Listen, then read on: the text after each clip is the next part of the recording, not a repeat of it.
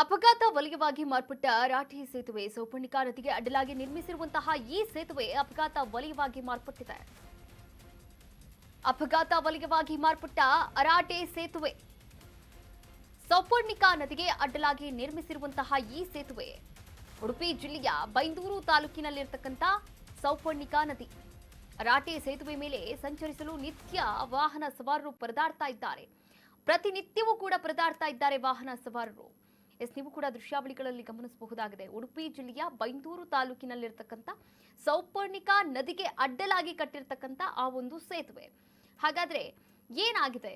ಸೇತುವೆ ನಿಜಕ್ಕೂ ಕೂಡ ಆಕ್ಸಿಡೆಂಟ್ ಝೋನ್ ಆಗಿ ಬದಲಾಗಿದೆ. ಅರಾಟೆ ಸೇತುವೆ ನೀವು ಕೂಡ ದೃಶ್ಯಾವಳಿಗಳಲ್ಲಿ ಗಮನಿಸಬಹುದಾಗಿದೆ.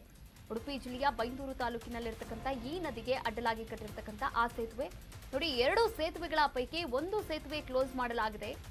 1.5 ವರ್ಷದ ಹಿಂದೆ ಸಂಚಾರಕ್ಕೆ ನಿರ್ಬಂಧವನ್ನು ಕೂಡ ಹೇರಲಾಗಿದೆ. ಹೀಗಾಗಿ ಒಂದೇ ಸೇತುವೆ ಮೇಲೆ ವಾಹನಗಳು ಸಂಚಾರವನ್ನು ಮಾಡ್ತಾ ಇದೆ. ವಾಹನ ಸಂಚಾರ ದಟ್ಟಣೆ ದಿನದಿಂದ ದಿನಕ್ಕೆ ಹೆಚ್ಚಾಗ್ತಾ ಇದೆ. ಹೀಗಾಗಿ ನಿರಂತರವಾಗಿ ಅಪಘಾತಗಳು ಕೂಡ ಸಂಭವಿಸ್ತಾ ಇರುವಂತದ್ದು. ಒಂದೇ ಸೇತುವೆ ಈಗ ವರ್ಕ್ ಆಗ್ತಾ ಇರುವಂತದ್ದು. ಒಂದು ಸೇತುವೆಯನ್ನ ಫುಲ್ ಕ್ಲೋಸ್ ಮಾಡಿಬಿಟ್ಟಿದ್ದಾರೆ ನೋಡಿ.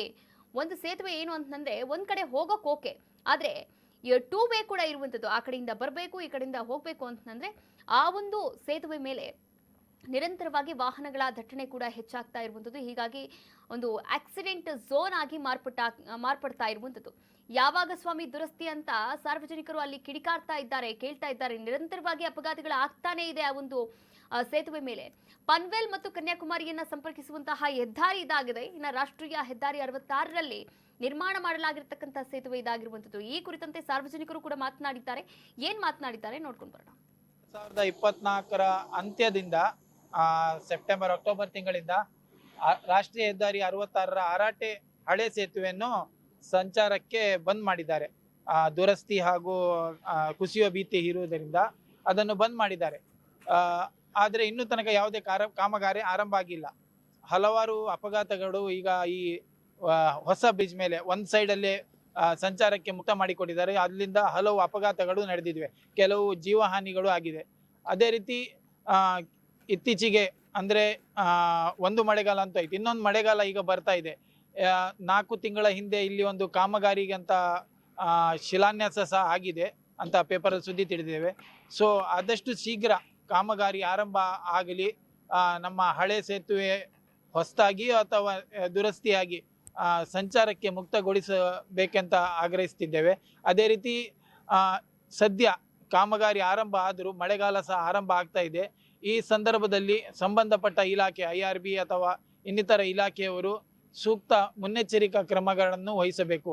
ಅಂದರೆ ಈಗ ಬಿಟ್ಟಿರುವ ಹೊಸ ಸೇತುವೆ ಮೇಲೆ ಒಂದು ಸೈಡಲ್ಲಿ ಮಾತ್ರ ವೆಹಿಕಲ್ಸ್ ಹೋಗ್ಲಿಕ್ಕಾಗ್ತದೆ, ಮಧ್ಯದಲ್ಲಿ ಹಾಗೂ ಇನ್ನಿತರ ಕಡೆಗಳಲ್ಲಿ ಸೂಕ್ತ ಮುನ್ನೆಚ್ಚರಿಕಾ ಫಲಕಗಳು, ಅದೇ ರೀತಿ ಎಕ್ಸ್ಟ್ರಾ ಲೈಟ್ಸ್, ಹಾಗೆ ಡೈವರ್ಷನ್ ಇತ್ಯಾದಿ ಕಡೆಗಳಲ್ಲಿ ಮಾಹಿತಿ ಫಲಕ ಇತ್ಯಾದಿಗಳನ್ನು ಮತ್ತಷ್ಟು ಹಾಕಿ ಹೆಚ್ಚಿನ ಅನಾಹುತಗಳನ್ನು ತಪ್ಪಿಸಬೇಕು.